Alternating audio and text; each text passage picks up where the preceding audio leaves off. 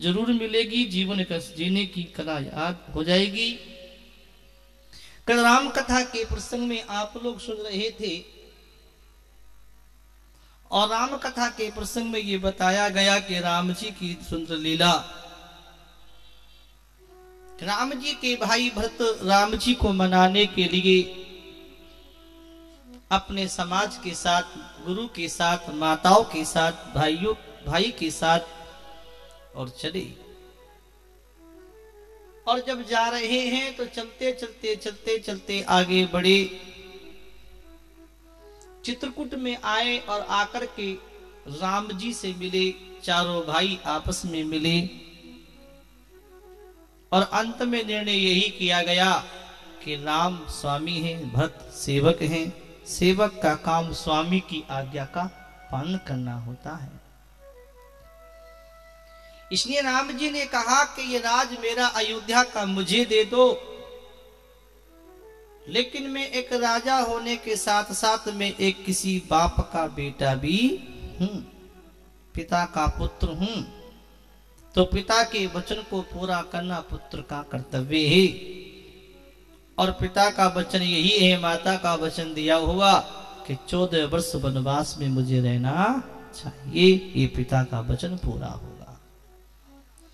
14 वर्ष तक के लिए भरत भैया तुम इस राज को संभालो।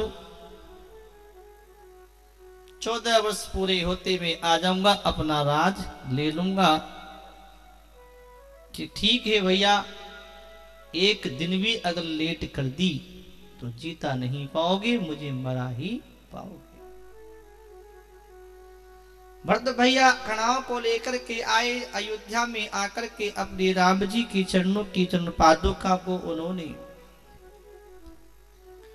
कहते हैं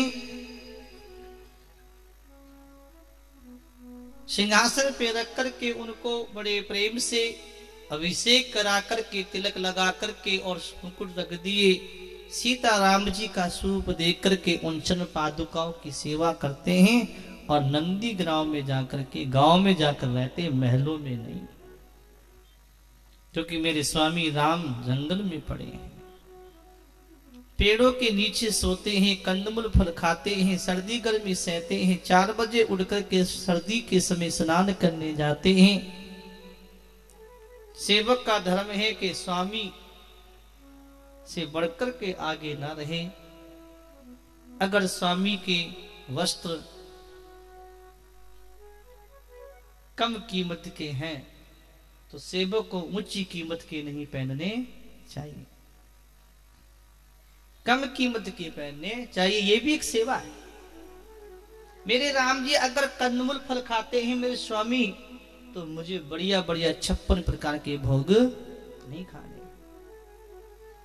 अगर मेरे स्वामी चाय नहीं पीते हैं तो मुझे भी नहीं पीनी चाहिए। सेवा तो सेवा है। मेरे राम जी दुख पा रहे हैं, मैं आराम से सुख भोगूं, ये मुझे अच्छा नहीं है। मैं सेवक हूं तो सेवा ही करूंगा। इसलिए राम जी के भैया भरत जी क्या करते हैं, नंदी गांव में रह करके कुटिया बना के, झोपड़ी बना करके और धरती पर सोते हैं। गाय के गोबर के अंदर से जो निकलती उसको बीन करके और उसको धोकर के, सुखा करके, पीस कर आटा बना के उसकी रोटी बना के खाते हैं। राजभोग कभी नहीं खाते। 4 बजे उठ जाते हैं, स्नान करने जाते हैं। मेरे भैया 4 बजे जाते होंगे, मैं भी 4 बजे स्नान करूंगा।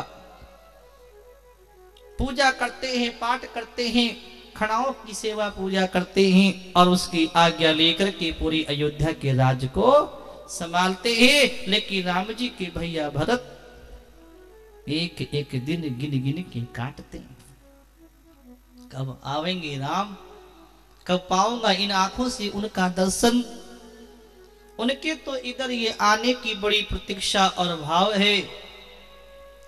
और उधर पीछे क्या हुआ, अब अपने चलते हैं चित्रकूट में।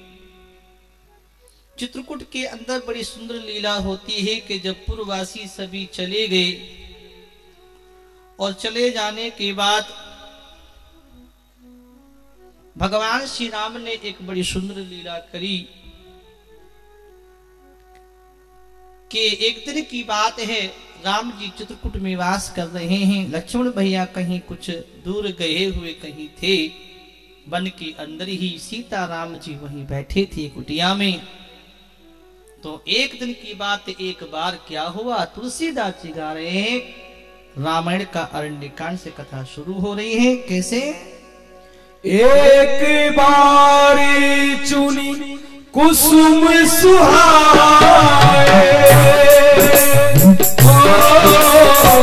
निज करभूषण राम बनाए। सिया राम जय जय राम, सिया राम जय जय राम। सीते ही मेरा हे प्रभु सादरी, बैठे पति कसिला पर सुंदर राम। सिया राम जय जय राम, सिया राम जय जय राम। सुरपति सुती धन पायस वेशा, सठ चाहत रघुपति बल देखारा। सिया राम जय जय राम, सिया राम जय जय राम। सिया राम जय जय राम,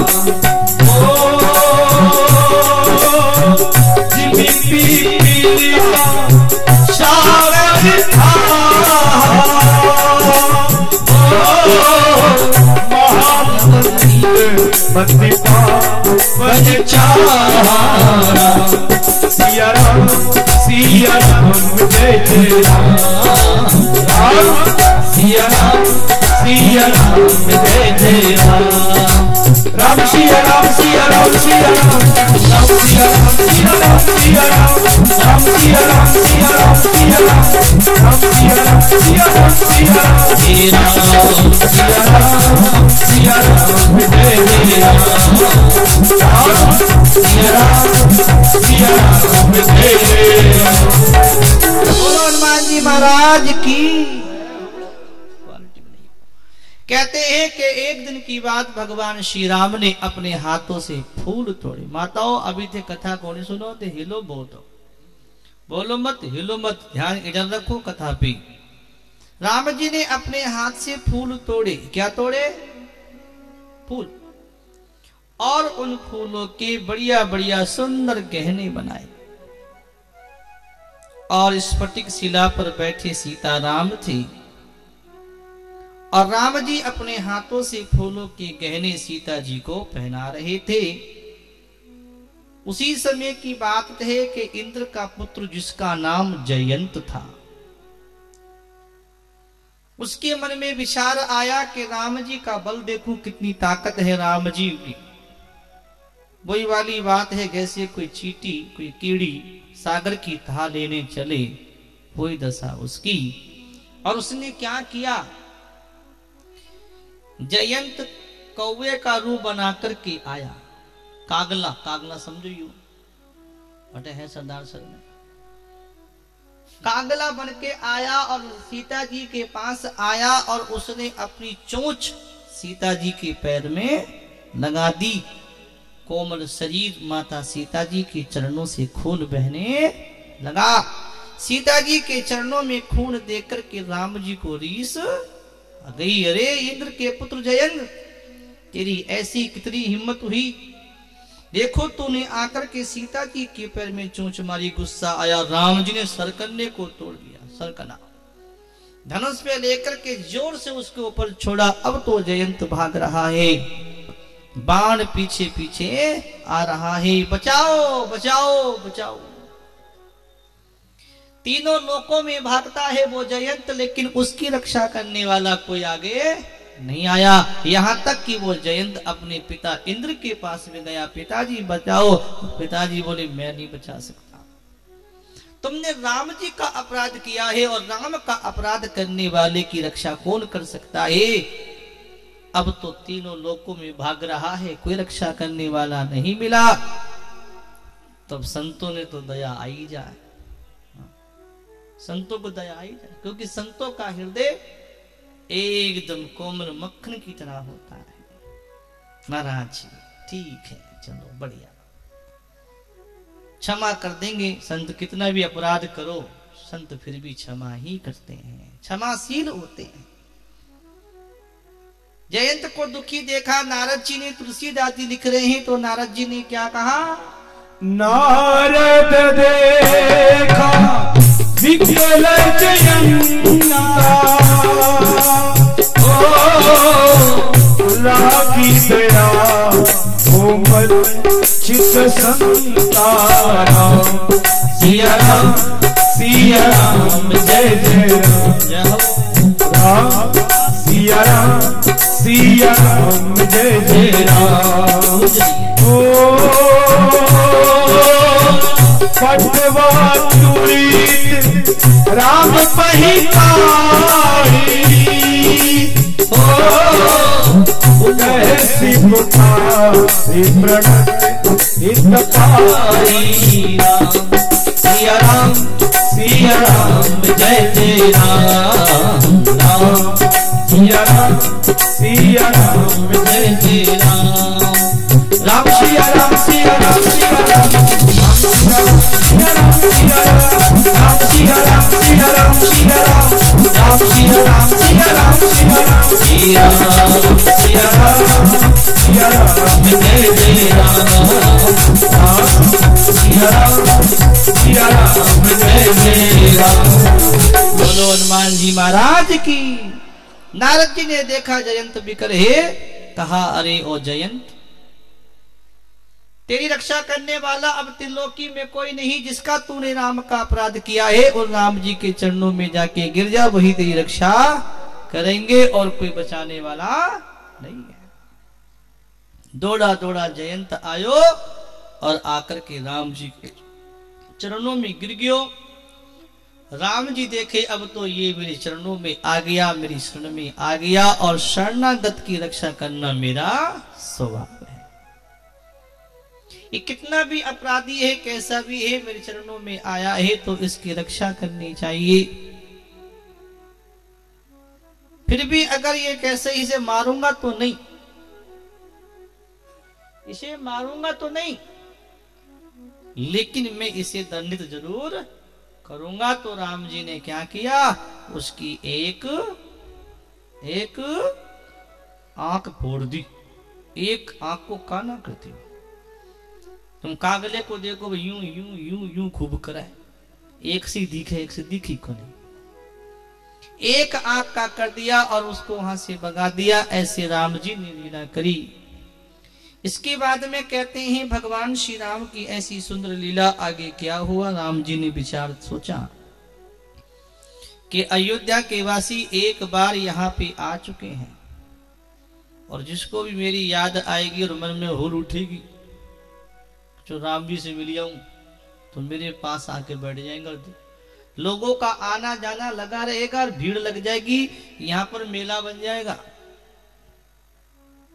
और जो हमारे संत महात्मा ये और हमारे साथ रहते हैं, इन महात्माओं के भजन में बड़ी बाधा पड़ेगी। मुझे ऐसा नहीं करना चाहिए, मुझे इस चित्रकूट को छोड़ देना चाहिए। ऐसा विचार करके और राम जी ने सभी चित्रकूट के वासी जितने महात्मा थे सबको एक जगह इकट्ठा किया और बैठा करके हाथ जोड़ के कहा, हे महात्माओं, मैंने आपके साथ रह करके बड़ा सुख पाया, बड़ा आनंद हुआ, आपके साथ संगत करके संगति लेकर के मेरा जीवन सुखी हुआ। अब मैं इस स्थान को छोड़ करके आगे जाना चाहता हूँ। राम जी महात्माओं से आज्ञा मांग रहे हैं और आगे जाने की तैयारी कर रहे हैं। और अत्रि मुनि के आश्रम की ओर कैसे जाते हैं, सकल मुनि ने विदा कराई, सीता सहित चले दो भाई राम। आप ही गायक सिया राम सिया राम जय जय राम। सिया राम जय जय राम। आत्रि के आश्रम जब प्रभु गए सुनत मुनि हर शित भय राम। सिया राम जय जय राम। सिया राम जय जय राम। सिया राम जय जय राम। बोलो हनुमान जी महाराज की। कहते हैं कि भगवान श्री राम ने सभी मुनियों से आज्ञा लेकर के आगे बढ़े। सीता राम लक्ष्मण अत्रि मुनि के आश्रम की ओर जा रहे हैं। बात ना करियो माताओं, सावधानी से सुनो।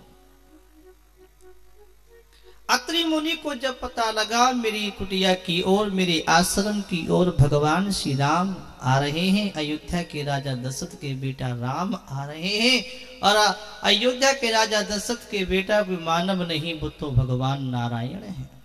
बड़ी खुश हो गई और बड़ी तेजी से दौड़ पड़े।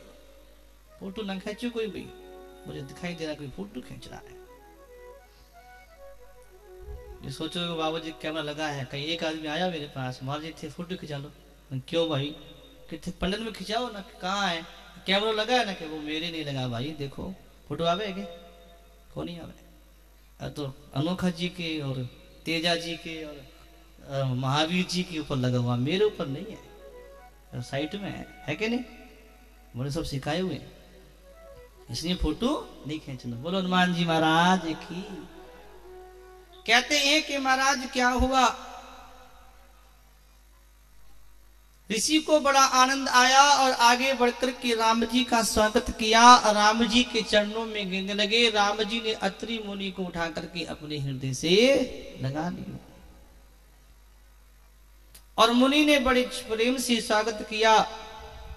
आंखें भर आई, नेत्र जल से भर आए और बड़े प्रेम से अपने आश्रम पे राम जी को लाए और आसन पर बैठाया, चरणों को धोया, चरणामृत चारों ओर छिड़का। मुनि बड़े प्रसन्न हो गए और एक बहुत बड़ी प्रेम से राम जी की स्तुति गाई और कहा कि हे प्रभु, हे कृपालु, हे कोमल स्वभाव के, हे भक्तवत्सल, मैं आपको बार बार नमस्कार करता हूं। हे महादेव जी के उसको तोड़ने वाले, हे मुनियों के हृदय में राज करने वाले, आम कामदेव के शत्रु महादेव जी के द्वारा बंदित होते हैं, ब्रह्मा आदि देवता आपकी बड़ी पूजा करते हैं। हे प्रभु, जो इस संसार में मनुष्य का रूप लेकर के आए और मनुष्य जैसी लीला कर रहे हो, मैं आपको बार बार प्रणाम करता हूं। ऐसे मुनि अत्रि ने भगवान की स्तुति गा करके उनको बड़ा ही आनंदित किया और बढ़िया बढ़िया फल लेके आए और राम जी को खिला रहे हैं। इतने में क्या हुआ कि माता अनसुईया आ गई।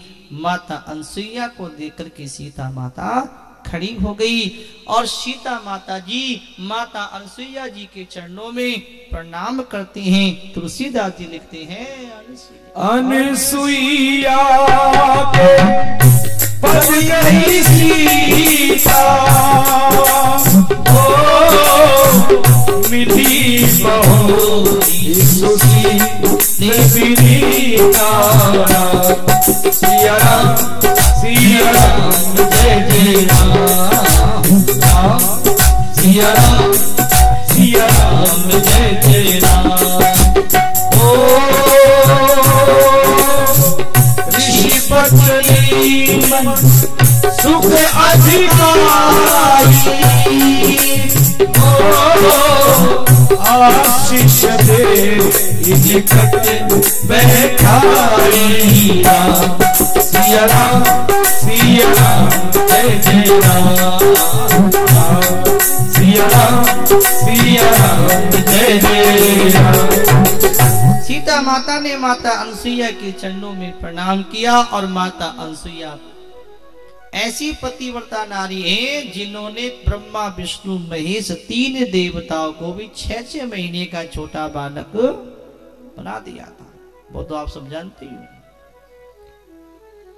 आशीर्वाद देकर के माता अनसुईया ने सीता जी को अपने पास में ऐसे बैठा लिया जैसे कोई माँ अपनी बेटी को पास में बैठा लेती।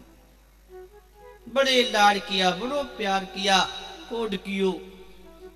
और माता अनसुईया जी के पास में देवताओं के दिए हुए वस्त्र और आभूषण थे। वो ऐसे थे कि कभी पुराने नहीं होते थे। देखा कि सीता सुकुमारी सुंदर बच्ची है, इसको दे दूं तो बड़ी सुंदर है।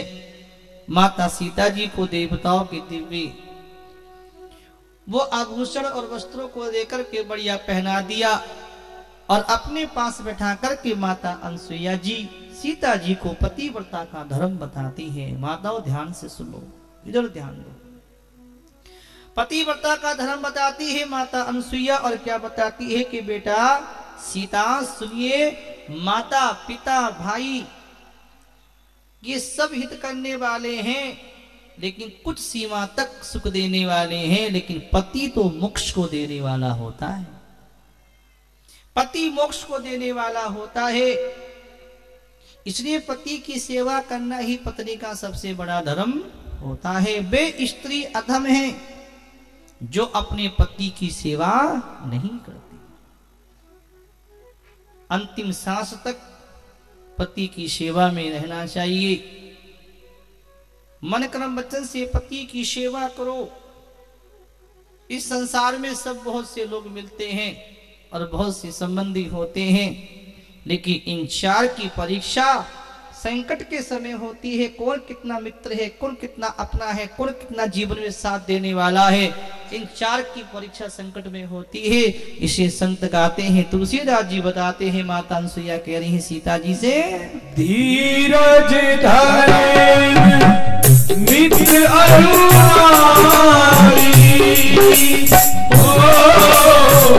आफत काल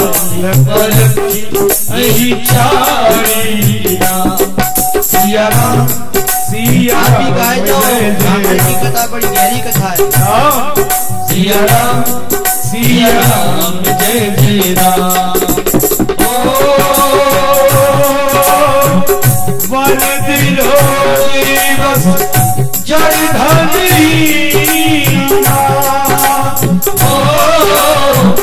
अंधी रोणी अग्नि नारा।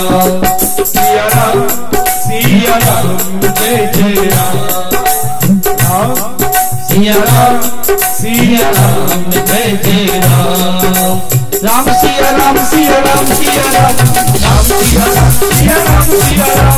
राम सिया राम सिया राम सिया राम।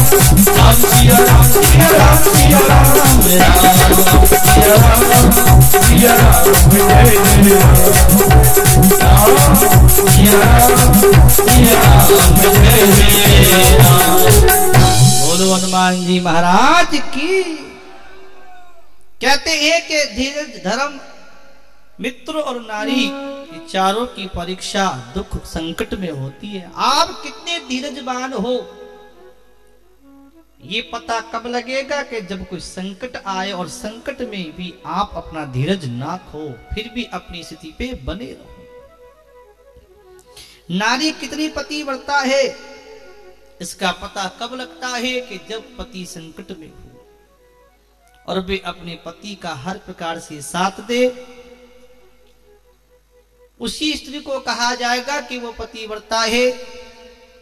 और मित्र हमारा कितनो प्रेमी मित्र, कितना सच्चा मित्र है उसका पता कब लगता है कि जब संकट में भी साथ ना छोड़े। ऐसे तो घने मित्र हो जा, माय फ्रेंड हमारा मित्र है, नाम कोई है, काम को नहीं। नाम के मित्र बड़े हो जाएंगे, लेकिन मित्र तो महाराज ऐसे होते हैं कि अपने मित्र को अच्छी राह दिखाते हैं, बुरे कर्मों से बचाते हैं और अच्छी राह दिखाते हैं, संकट में साथ देते हैं, हर समय अपने जीवन में काम आते हैं। कभी साथ छोड़ के ना जावे, संकट में भी काम आवे, वही सच्चे मित्र होते हैं। तुम कितने धर्मात्मा हो इसका पता कब लगेगा? अभी नहीं, जब संकट में भी अपना धर्म ना छोड़ो तब आपको धर्म का पता लगेगा कि आप धर्मात्मा। गरीबी में अमीरी में सब धर्म कमा लेते हैं, कोई गरीबी में धर्म कमा के दिखाओ। गरीबी में धर्म कमाया सुदामा ने, खाने को रोटी नहीं, सुबह मिल गई तो शाम का पता नहीं, तन पर कपड़ा नहीं, रहने को झोपड़ी नहीं, पहनने को कपड़े नहीं हैं, लेकिन नियम उनका यह है कि 5-7 गांव का घर का नियम लेते हैं। उतने घर से भिक्षा मिल गई तो ठीक है, और नहीं मिली तो पानी पीकर ही सो जाते हैं। कभी लोभ नहीं करते, कभी लालच नहीं करते, अपने धर्म का पालन करते हैं। गरीबी में धर्म कमाओ तो पता लगता है कितने धर्मात्मा। धर्म की परीक्षा होती है संकट में कि कितना बड़ी विपत्ति आ जाए, कितना बड़ा दुख आ जाए, और अपने धर्म से कभी पीछे ना हटो, तब आप सच्चे अच्छे धर्मात्मा हो। इसलिए कहते हैं धर्म की परीक्षा करी। इसके बाद भी माता ने कहा कि देखो बेटा सीता, पति चाहे बूढ़ा हो, पति चाहे रोगी हो, पति चाहे मूर्ख हो, और पति चाहे निर्धन हो, पति चाहे कहते हैं महाराज अंधा हो, बहरा हो, क्रोधी हो, पति को कभी ना छोड़े, अपने पति की सेवा करे। जो स्त्री अपने पति की सेवा को छोड़कर के परपुरुष की सेवा में लगती है, उसका यह लोक भी बिगड़ जाता है, उसका परलोक भी बिगड़ जाता है, वो स्त्री अधम होती है। और कहते हैं संसार में 4 प्रकार की पतिव्रता नारी होती है, 4 प्रकार की नारियां होती हैं। कौन कौन? संत बताते हैं कि उत्तम श्रेणी की पत्नी पतिव्रता वो होती है कि पति को छोड़कर के उसके मन के अंदर कभी दूसरा कोई पुरुष सपने में भी नहीं आता, केवल अपने पति का ही चिंतन करती है, सपने में भी उसके हृदय में अन्य पुरुष कभी नहीं आता। वो उत्तम प्रकार की पतिव्रता स्त्री होती है। मध्य श्रेणी की पत्नी पतिव्रता कौन होती है? कहते हैं कि पराये पति को कैसे देखती है कि अपने पति के अलावा अन्य जो पुरुष है, जो बराबर का है, उसे भाई की तरह देखती है, जो उम्र से बड़ा है उसे पिता के समान देखती है, जो उम्र से छोटा है उसे एक पुत्र के समान देखती है। वो उत्तम श्रेणी की पतिव्रता स्त्री होती है। और कहते हैं उससे छोटी पतिव्रता कैसी होती है कि ऊपर से तो पतिव्रता का नाटक करती है, और अंदर से उसके अंदर कपट भरा होता है, छल भरा होता है। वो निम्न श्रेणी की पतिव्रता होती है। और कहते हैं एक ऐसी स्त्री होती है कि मौका पाकर के पति को धोखा देती है, मनमानी ढंग से चलती है, और ऊपर से बड़ी पतिव्रता के स्वभाव बना करके रखती है। ऐसी पतिव्रता होती हैं। इसके बाद में कहते हैं जो स्त्री मौका न मिलने से भय के बस पतिव्रता बन के रहती है कि मुझे लोग पतिव्रता समझे, केवल समाज के भय के मारे और पतिव्रता का कुछ ढोंग करती है, लेकिन मन में उसका ऐसा कोई लक्षण नहीं होता है, वो निम्न श्रेणी की होती है। और कह रहे हैं इसके बाद में माता अनसुईया कहती हैं कि जो स्त्री अपने पति से विमुख चले, उल्टी चले, यूं कह दो कि पति कहवे के पूरब को जाना और वो पश्चिम को जावे, उल्टी बात करे, उल्टी चले, ऐसी स्त्री अगले जन्म में अगर स्त्री होती है तो जवानी में ही विधवा हो जाती है। पति के ऊपर चलने वाली स्त्री का ये दशा हो जाती है। इसलिए माताओं को अपने जीवन में बड़ी सावधानी बरतनी चाहिए। पत्नी के लिए एक पति ही उसका सर्वस्व होता है, पति ही उसका गुरु होता है। स्त्री को गुरु नहीं बनाना चाहिए, स्त्री को गुरु बनाने का कोई अधिकार नहीं होता है। ऐसी बड़ी शिक्षा, सुंदर ज्ञान दिया। इसके बाद में माता अनसुईया समझा दिए और माता अनसुईया से आज्ञा लेकर के सीता माता आगे राम जी के साथ आगे बढ़े। सीता राम लक्ष्मण तीनों के तीनों मुनि से आज्ञा लेकर के आगे जा रहे हैं। तुलसी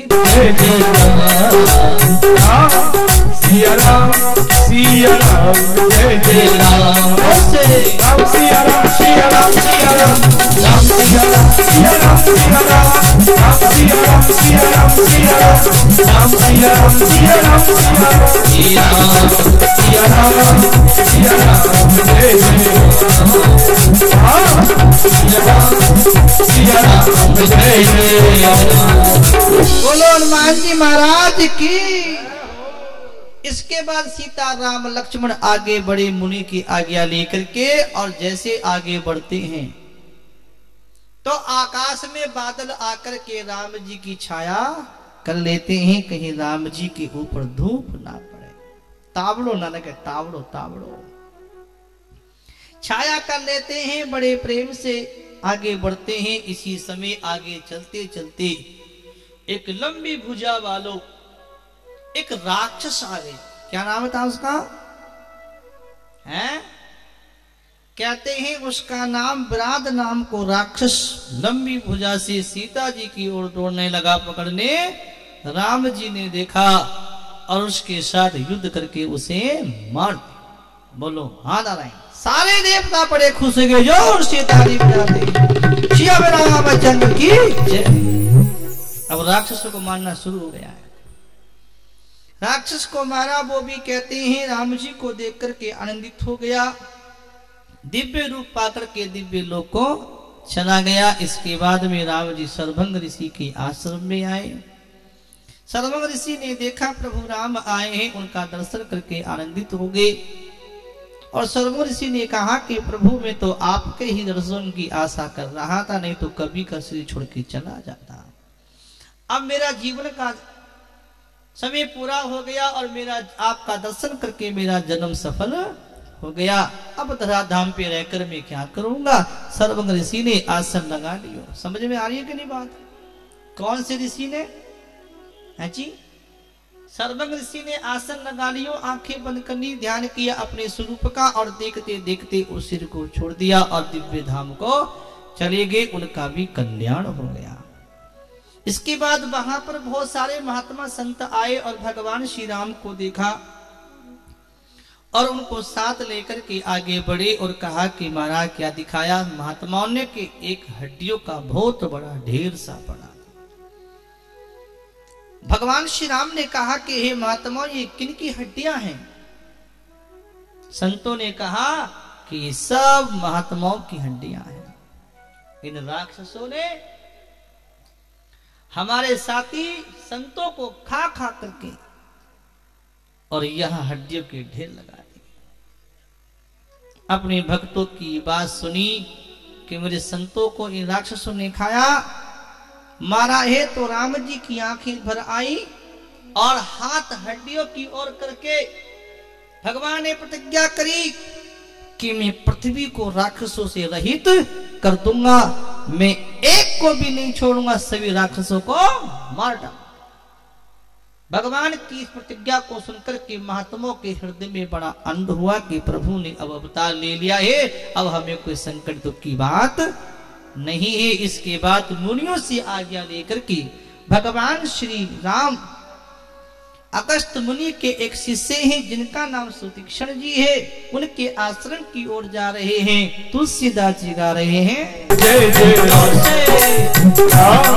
सिया राम सिया राम जय जय राम राम सिया राम सिया राम सिया राम राम सिया राम सिया राम सिया राम राम सिया राम सिया राम सिया राम राम सिया राम सिया राम सिया राम सिया राम सिया राम जय जय राम सिया राम सिया राम जय जय राम। बोलो हनुमान जी महाराज की। अगस्त जी के शिष्य हैं सुतीक्ष्ण जी, जिनके मन में राम जी के चरणों का बहुत बड़ा प्रेम है।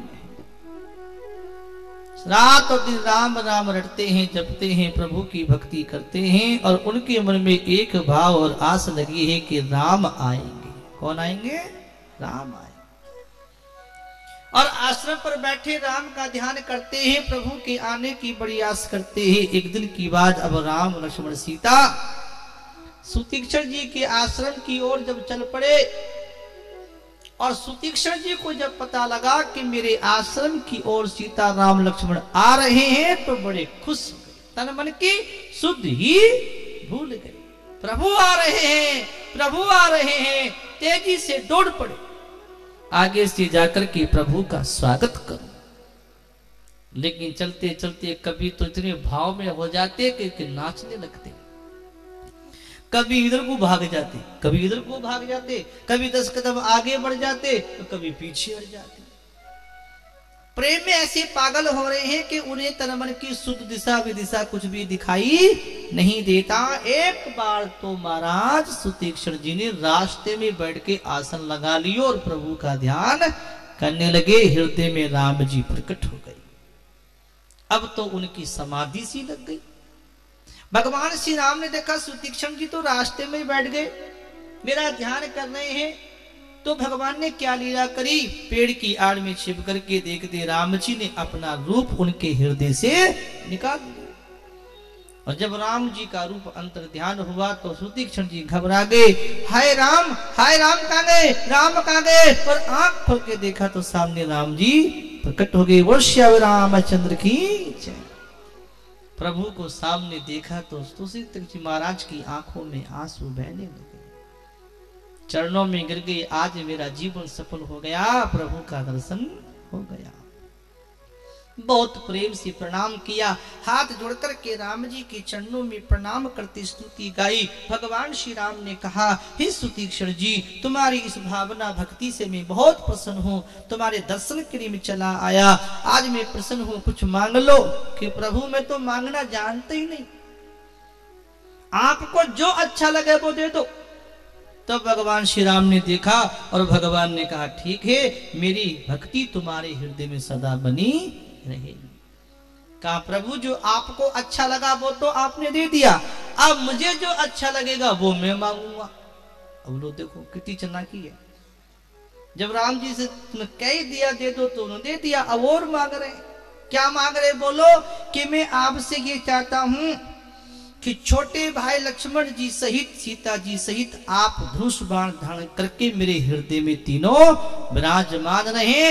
ऐसा सुतीक्षण जी ने कहा तो राम जी ने कहा, तुलसीदास जी लिख रहे हैं, क्या आशीर्वाद दे रहे हैं। राम जी कहते हैं, जय जय राम राम सिया राम सिया राम, जय जय राम राम सिया राम सिया राम, जय राम सिया राम सिया राम सिया राम सिया राम सिया राम सिया राम सिया राम सिया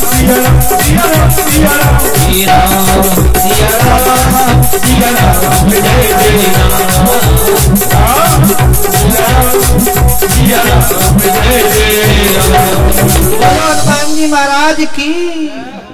भगवान ने कहा, तथास्तु तथास्तु, ऐसा ही होगा, हम तीनों तुम्हारे हृदय में निवास करेंगे। और बोलो मुनि क्या चाहिए। कि एक काम और कर दो।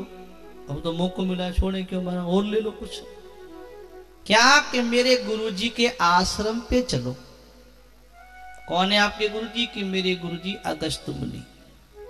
क्यों ले जाना चाहते हैं गुरु के आश्रम पे सुतीक्षण जी? राम जी को बता दे भैया जी, थोड़ी सी कमर सीधी करो।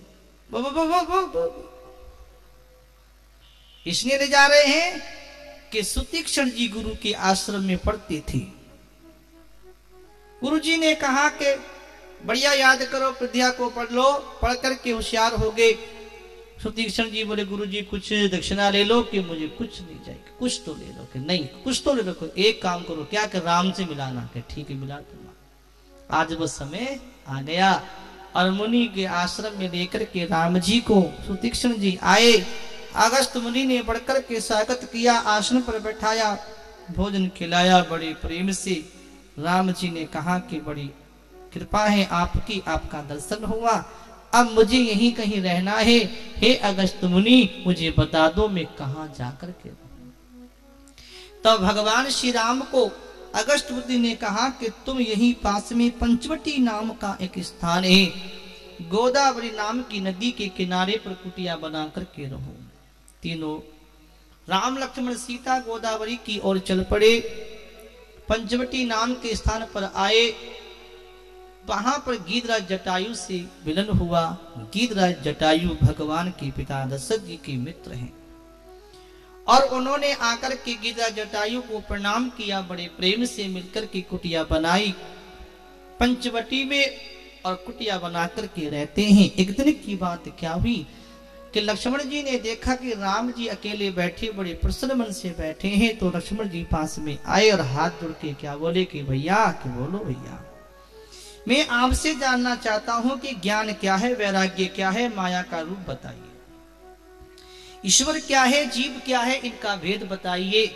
ऐसा जब बात प्रश्न कही कि बंधन क्या है, मुक्ति क्या है, प्रकृति क्या है, जड़ क्या है, चेतन क्या है, ज्ञान की बातें कही, तब राम जी अपने भैया लक्ष्मण जी को सुंदर ज्ञान देते हैं। इसको लक्ष्मण गीता भी कहते हैं। और राम सिया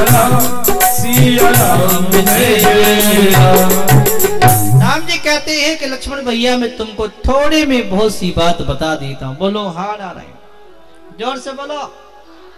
समझ में आ रही है कि नहीं? पीछे आ रही है क्या नींद? कथा लक्ष्मण भैया से राम जी कहते हैं कि मैं, मेरा, तू और तेरा यही तो माया का स्वरूप है। इसी में जीव बंधा है। जो मैं मेरा तू तेरा करता है उसे जीव कहते हैं और इसी बंधन में पड़ा ये जीव दुख पाता है। एक है विद्या और एक है अविद्या। अविद्या बांधने वाली होती है और विद्या मुक्ति देने वाली होती है। भगवान श्री राम कहते हैं कि भैया यही ज्ञान की सार बातें हैं। शरीर संसार में जो पड़ा है वो अविद्या का अंधकार है और जो आत्मा परमात्मा की भक्ति में लगा हुआ है वही विद्या का ज्ञान का प्रकाश है। लेकिन मैं इससे भी बड़ी बात तुमको बताता हूं, जो माया को, ईश्वर को और अपने स्वरूप को नहीं जानता है उसे जीव कहते हैं और जो माया और जीव को प्रकाशित करने वाला उसको परमात्मा कहते हैं। बंधन और मोक्ष को देने वाला है, सबसे परे है, माया का भी प्रेरक है, प्रकाशित करने वाला है, उसको भगवान परमात्मा कहते हैं। लेकिन मैं तुम्हें कल्याण की बात और बताता हूं कि संसार में कैसे ज्ञान होता है। तुलसीदास जी लिखते हैं, राम जी समय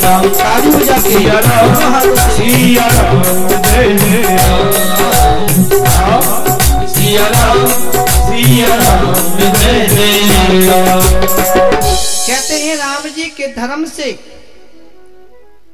वैराग होता है और कहते हैं कि योग से ज्ञान होता है, ज्ञान से मोक्ष होता है। समझ में बात आ रही है कि नहीं? धर्म से क्या होता है? वैराग। धर्म करोगे, निष्काम भाव से काम करोगे तो वैराग संसार से होगा। और कहते हैं धर्म से वैराग होता है और योग से ज्ञान होता है और ज्ञान से मोक्ष होता है और इसी मोक्ष की प्राप्ति के जीवन का लाभ होता है। लेकिन मैं जिससे जल्दी प्रसन्न होता हूं वो कौन सा साधन है? वो भक्ति का साधन है। मैं भक्ति के बस होता हूं। कहा कि भक्ति के लक्षण बताइए कि जिसका संतों के चरणों में मन लगा है, जो ब्राह्मणों की, संतों की, गरीबों की, दुखियों की, अपाहिजों की सेवा करता है, मन वचन कर्म से भजन का दृढ़ नियम लेता है, जो भी नियम ले लिया उसे पूरा करता है। ये नहीं कि एक माला आज फेर ली, कल फेरी को नहीं, कभी सुबह कर लियो, कभी कर ही को नहीं, क्या मतलब नींद आ गई, या कोई भजन तो नहीं है। 4 बजे उठना है तो उठना ही है, 5 माला 11 माला फेरनी है तो फेरनी है, चाहे आंधी आओ, चाहे तूफान आओ, चाहे रोगी आओ, चाहे बीमारी हो, कुछ भी हो, अपनी दृढ़ता से अपने काम पे लगा ही रहता है। और साथ में अपने माता पिता, गुरुजन, भाई, बंधु, कुटुंब, परिवार की सबकी सेवा करता है, सबसे प्रेम करता है, सबका हित सोचता है। वही भगवान की भक्ति कर सकता है और कहे कि हम तो भगवान के भगत हो गए, अब हमें क्या पता माता पिता से जाओ कहीं रहो, हमें तो अपने भजन करना। अब भक्ति को नहीं भाई, भक्ति वो कर सकता है जो सबसे प्रेम करता है, सब में भगवान को देखता है, सबको सुख पहुंचाता है। ब्राह्मणों की सेवा करता है, कथा सुनते सुनते गदगद हो जाए, प्रभु का नाम जपे, प्रभु के पद गावे, भगवान की कथा प्रेम नाम में हृदय द्रवित हो जावे, वो मेरा भगत होता है। ऐसे भक्तों की महिमा भगवान भी गाते हैं, मैं उसके बस में रहता हूँ। ऐसी भक्ति के लक्षण बताए। देखो बातें तो इसमें रावण में इतनी है कि बहुत है, लेकिन टाइम बहुत नहीं है। मुझे वो लंका पहुंचना है, टाइम वो दूर बहुत, समुद्र के उस पार है, और उस पार जाना टाइम लगेगा कि नहीं, इसलिए थोड़ा जल्दी चलूं, लेट हो रही है। ऐसी भगवान ने ज्ञान वैराग और मोक्ष की बातें बताई, लक्ष्मण को ज्ञान भक्ति का दिया। और सुनकर के भैया बड़े आनंदित होकर लक्ष्मण भैया चले गए। राम जी बड़े प्रेम से अपनी कुटिया पे रहते हैं, बड़ा आनंद होता है। इसी समय की बात है, रावण नाम को जो राक्षस लंका का राजा है, उसकी एक बहन है, क्या नाम है, तुलसीदास जी लिखा है, राम सिया राम सिया राम सिया राम राम सिया राम सिया राम सिया राम राम सिया राम सिया राम सिया राम राम सिया राम सिया राम सिया राम सिया राम सिया राम जय जय राम सिया राम सिया राम जय। बोलो हनुमान जी महाराज की। रावण की बहन जिसका नाम था शूर्पणखा एक बार पंचवटी गई। बोलो हाँ दादा। और पंचवटी में आकर के राम जी को देखा, और राम जी को देख करके उसके मन में विचार आया कि राम मेरे पति हो जाए, लेकिन मैं तो राक्षसी हूं, ऐसे रूप को देख करके मुझे स्वीकारेंगे नहीं। तो उस शूर्पणखा ने एक सुंदर रूप बना लिया। बोलो हाँ नारायण। और राम जी के पास में गई और पास में जाकर खड़ी हो गई। शूर्पणखा मुस्कुरा करके बोली राम जी की हाँ जी, कि तुम्हारे समान तो संसार में कोई पुरुष नहीं है और मेरे समान संसार में कोई नारी नहीं है। तुम्हारा हमारा जोड़ा बहुत बढ़िया। ऐसा करो राम जी, मैं आपके पास आई हूं, आप मेरे साथ में शादी कर लो, विवाह कर लो। बात तो ठीक कह रहे, बुरो की कह रहे। राम जी के समान तो कोई पुरुष है ही नहीं संसार में, कोई है कि बोलो जी। और शूर्पणखा के समान कोई नारी नहीं है। इसलिए कहते हैं राम जी देखे सीता जी की और कहा कि देखो जी ऐसा है कि हमार तो हो गयो। कटे के बैठी सीता जी, ऐसा करो हमारे भैया वो देखो तू लकड़ी काट रहे हैं, काम कर रहे हैं, उनसे पूछो वो करें कि ठीक है जी, कोशिश करती हूँ, पूछ के आऊं। मटकती मटकती मटकती मटकती चली और लक्ष्मण भैया के पास सब आई और बोली लक्ष्मण जी की हाँ ठीक, हमारे साथ विवाह कर लो। लक्ष्मण भैया बोले हम विवाह कैसे कर ले, हम तो राम जी के सेवक हैं और हमारे साथ विवाह करने से थाने क्या फायदा, दासी बनना पड़ेगा। ऐसा करो राम जी के साथ शादी कर लोगी तो तुम स्वामिनी हो जाएंगी, हम आपकी सेवा किया करेंगे, राम जी के पास जाओ वही करेंगे। ठीक है जी, कोशिश करती हूँ। मटकती मटकती मटकती मटकती आई राम जी के हाथ। लक्ष्मण जी तो मना करें, ठीक कर लो कि मैं कौन ही करूं, मारो हो गयो।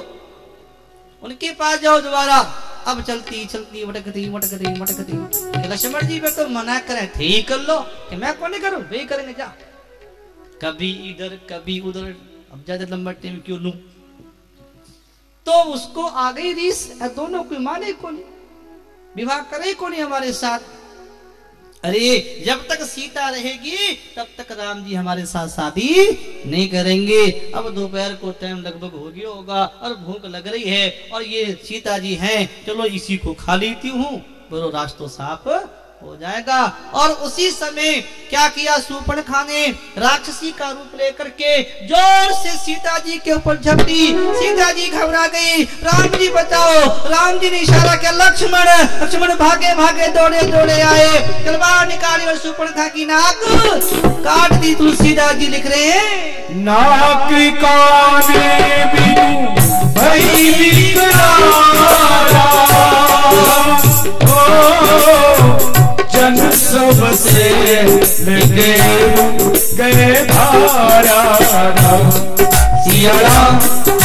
सिया राम जय जय राम राम सिया राम जय जय राम। ओ खरी दूषण करी बिल पारा धिक धिक तब ओ बलिदाता राम। बोलो सिया राम जय जय राम सिया राम जय जय राम। बोलो हनुमान जी महाराज की। और शूर्पणखा की नाक और कान कट गए। चिल्लाती रोती अपने भैया खरदूषण के पास गई। सभा में जाके खड़ी होगी और बोली, धिक्कार है तुम्हारे बल को, धिक्कार है तुम्हारे पुरुषत्व को, धिक्कार है तुम्हारे जीवन को। बैठे रहते हो, शराब पीते रहते हो, देश की कोई सुध नहीं लेते हो। क्या हुआ बहना? नाक कट गई। कटे कटी कि वहां पंचवटी में कटी। क्या हुआ कि अयोध्या के राजा दशरथ के बेटा राम और लक्ष्मण हैं, उनके साथ में सीता नाम की एक नारी है। राम के छोटे भाई ने मेरी नाक काटी है। देखो तुम्हारी बहन की नाक काट दी और तुम्हें शर्म नहीं आती? बैठे हो कि बहन तुम चिंता ना करो, मेडिकल कराओ। और हम अभी जाते हैं और अपना इस बदला लेकर के आते हैं। 14,000 सैनिकों के साथ खरदूषण और तीसरा आए सेना लेकर के। राम जी ने कहा, लक्ष्मण तुम सीता की रक्षा करना, मैं इनके साथ में युद्ध करके आता हूं। राम जी को देखा, खरदूषण ने कहा, अरे तुम छोटे छोटे दो भाई, छोटे बालक हो, जाओ जाओ भाग जाओ, हम तुम्हें मारना नहीं चाहते, हम बच्चों पे हाथ उठाना नहीं चाहते, अपनी इस नारी को हमें दे दो, यहां से चले जाओ। राम जी बोले, राक्षसों हमारी बात सुनो। राम जी क्या बोले? तुलसीदास जी एक बार काजल सन ललही राम सिया राम जय जय राम सिया राम जय जय राम। राम जी बोले कि हे खरदूषण राक्षसों,